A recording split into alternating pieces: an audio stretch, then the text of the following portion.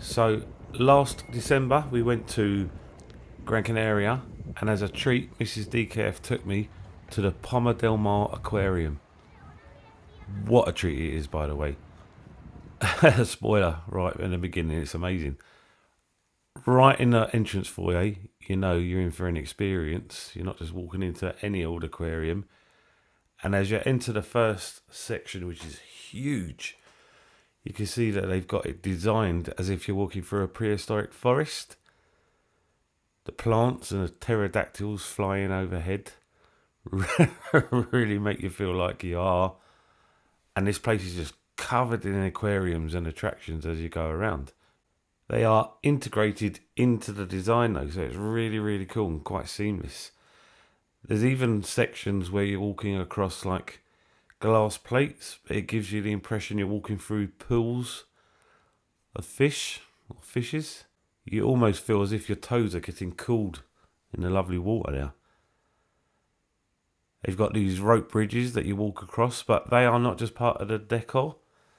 As you look down, they actually traverse some of the aquariums that you're going to be looking at later on from the side. But for now, you can look down on some of the amazing fish they've got in them. I love the way they thought about giving you that other perspective, as though you were walking through the prehistoric forest and looking into the pools as you would if you were in that scenario, before you get down lower and get the genuine aquarium kind of feel that we might be used to. Looking at the fish from side on through panes of glass. All the aquariums are really, really clean and well maintained, by the way, and all the animals are super healthy, which is really nice to see. In this area, then, you spend quite a long while looking at the displays from this angle before you go down and start looking at them from the side view. I'm not going to show you all of the exhibits. I don't want to ruin everything for you. There will be a big spoiler at the end, but I'll give you another warning if you don't want to see it. There is a really spectacular finale, and I think it is best experienced. So, like I say, when I get to the end of the video and it's coming up, I'll let you know so you can look or not as you choose. But look at these displays, they're just incredible with some really, really cool fish in them. A lot that you'll recognise if you've been in the hobby for a while or been to other public aquariums, but quite a few that I hadn't seen before as well, which was a nice surprise and nice to learn about new ones as well. Not fish exclusively either. There are plenty of other animals that you might see in lakes, rivers and aquariums, but also some land animals too. Pretty cool ones as well, I might add. If you thought you saw a couple of these from one of the shots from higher above earlier on, you did. Pretty cool. They did stay pretty still for much of the time, and we weren't really sure if they were just models, but they're not. They are actual real life crocodiles. There's a lot more activity in all of the other exhibits though. So much so, sometimes you don't even know where to look. There's so much going on and so much interest and wonder to look at. And there's a lot to get through as well. It's a big old place, that is, so you're going to want to set aside a decent amount of time if you're going to visit in here.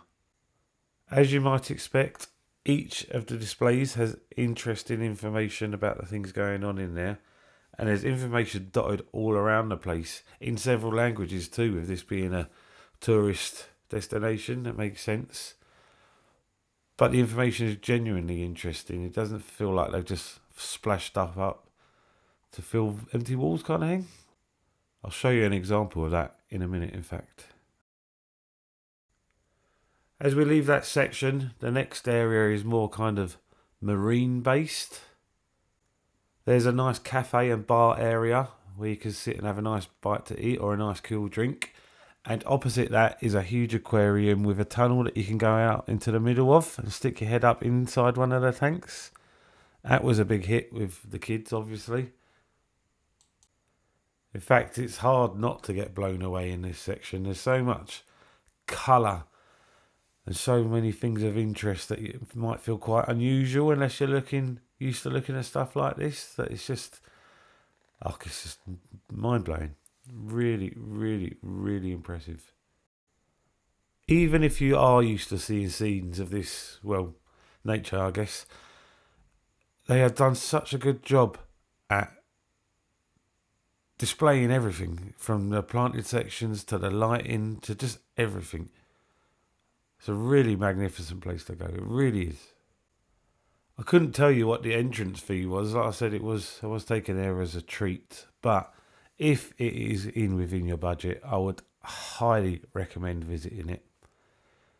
I know these days there's lots of places you can get money off coupons and that, so maybe worth exploring that option. But yeah, definitely, if you can afford to go and you're in the area, I think it would be a mistake not to. I reckon even if you've got somebody in your party that isn't that keen on going, is going to come out with a big grin on their face.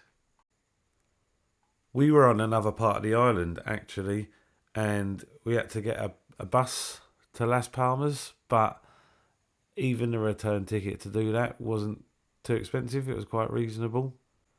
Looks like there was plenty of other stuff to do in the area too, but I kind of took up all the time in here, didn't I?